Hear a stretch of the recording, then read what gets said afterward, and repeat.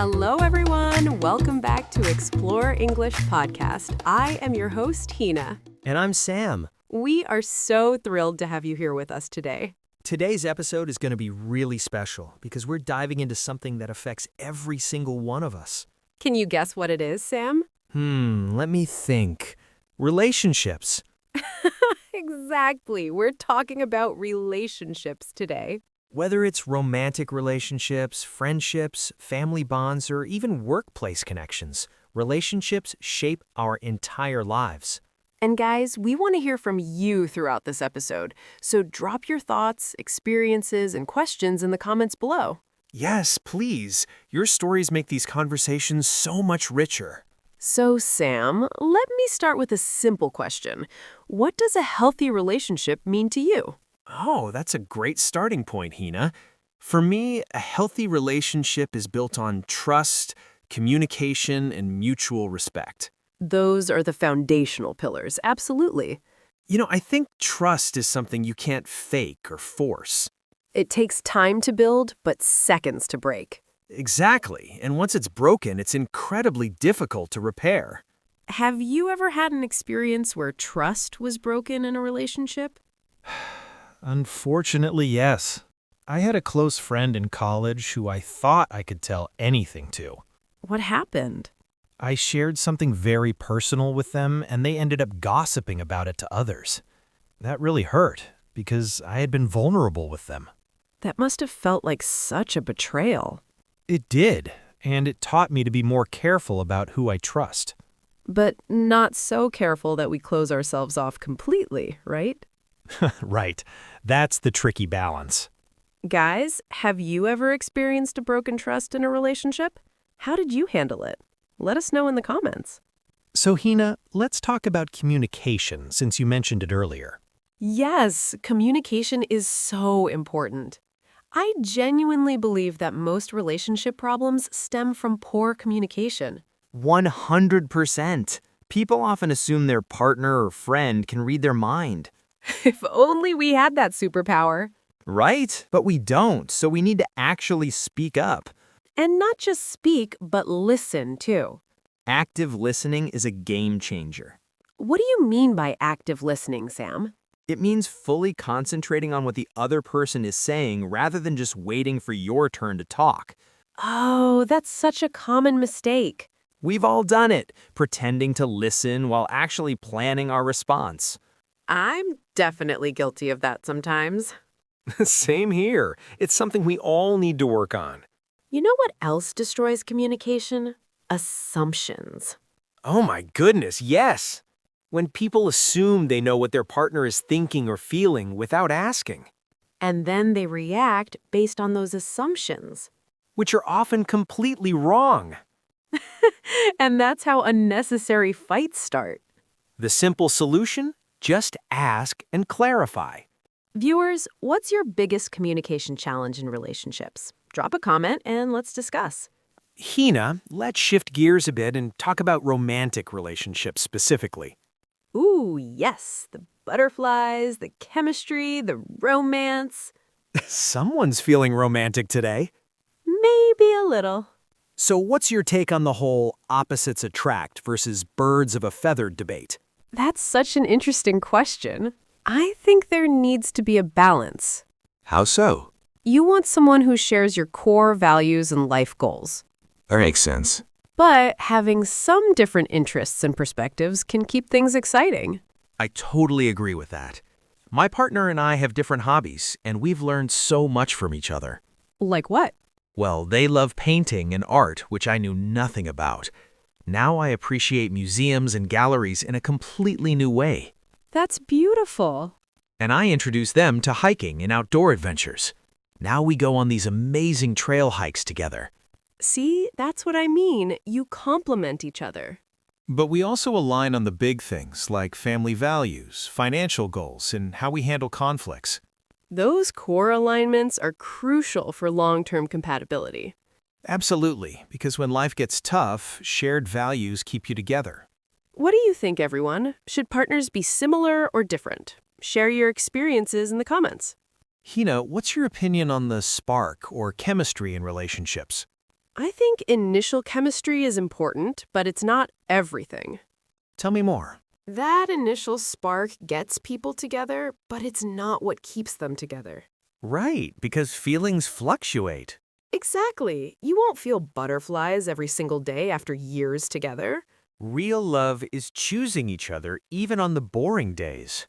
Or the difficult days when you're both stressed and tired. That's when commitment really matters. I think our generation sometimes expects too much constant excitement. Social media doesn't help with that. Everyone posts their highlight reels.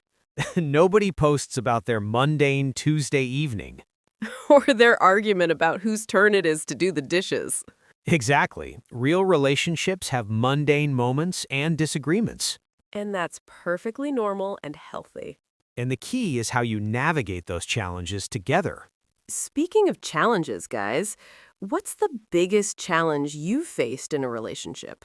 Comment below. Let's talk about something important, boundaries.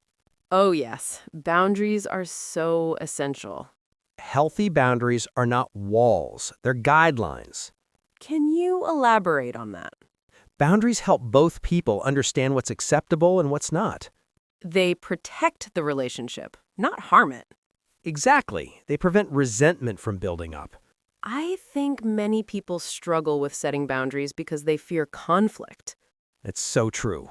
But saying no to something that makes you uncomfortable is not being mean. It's being honest and respecting yourself.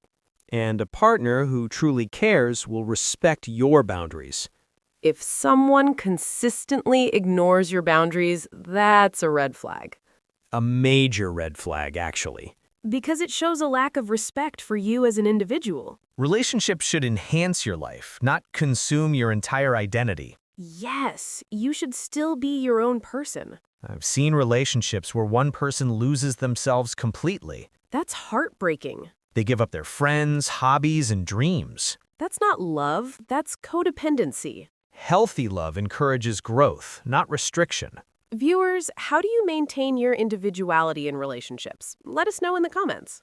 Hina, what about friendships? They're relationships too.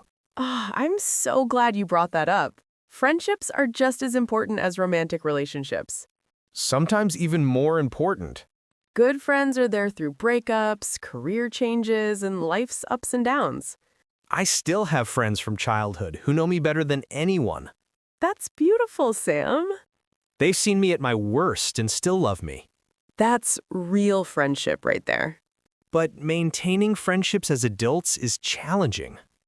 It really is. Everyone's busy with work, families, and their own lives. You can't just hang out spontaneously like you did in college.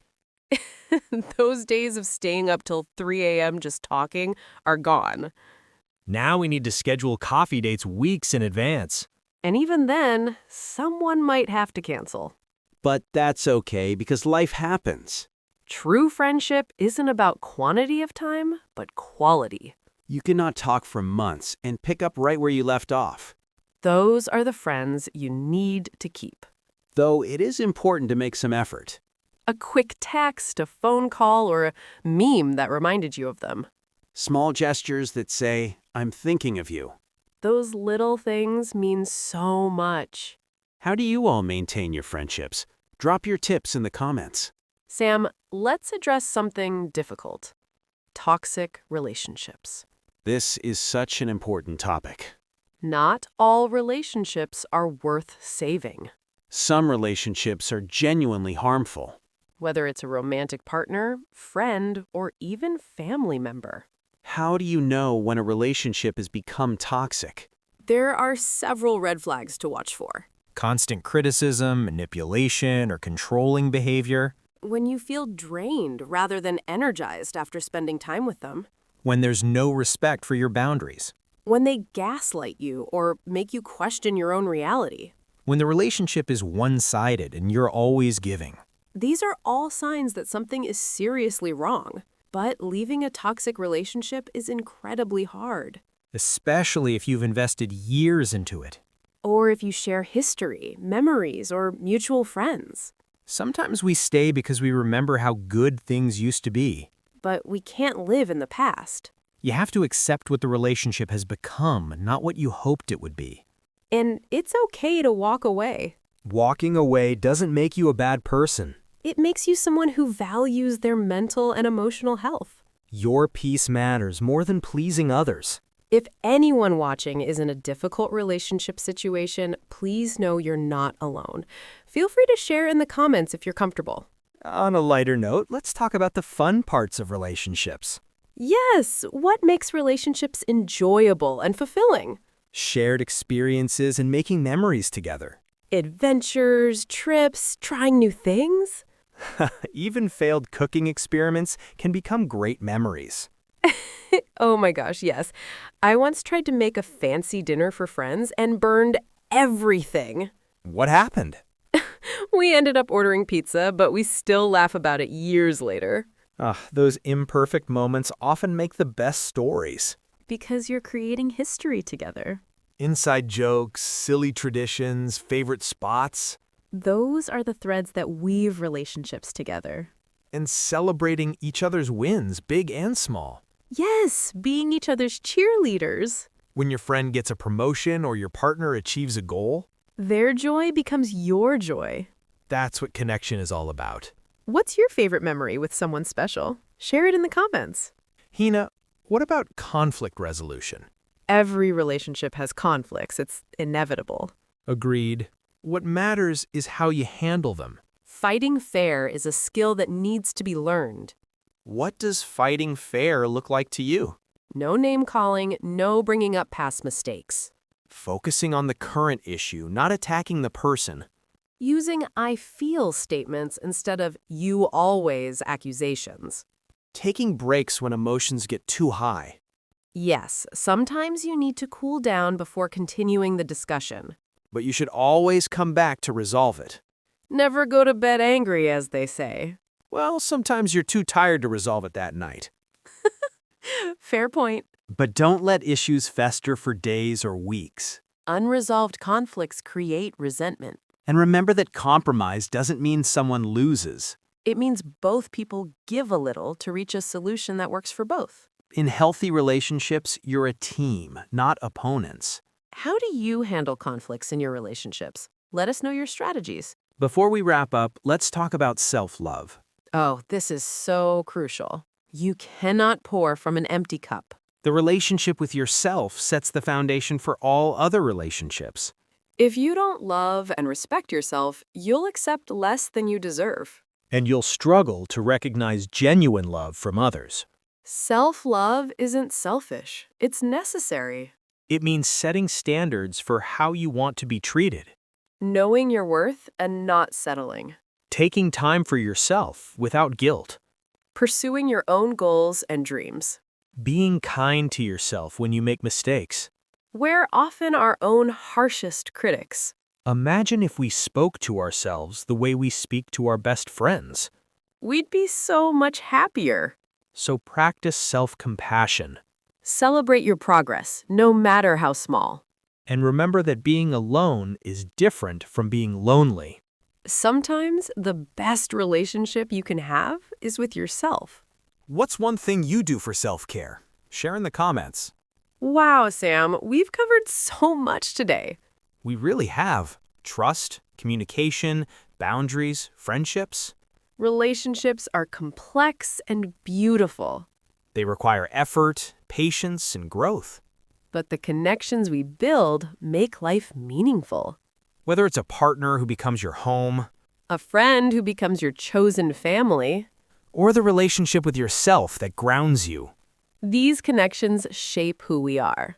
So nurture them, protect them, and don't be afraid to let go of what no longer serves you. Life's too short for relationships that drain you.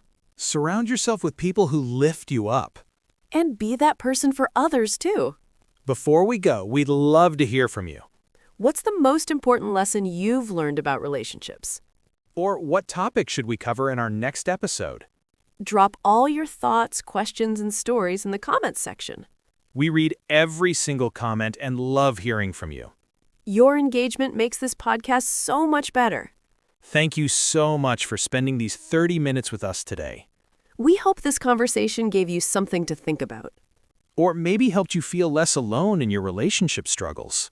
Remember, every relationship takes work, and that's okay. You're doing better than you think you are. Thank you if you enjoyed this episode. Please like, subscribe, and share it with someone who might benefit.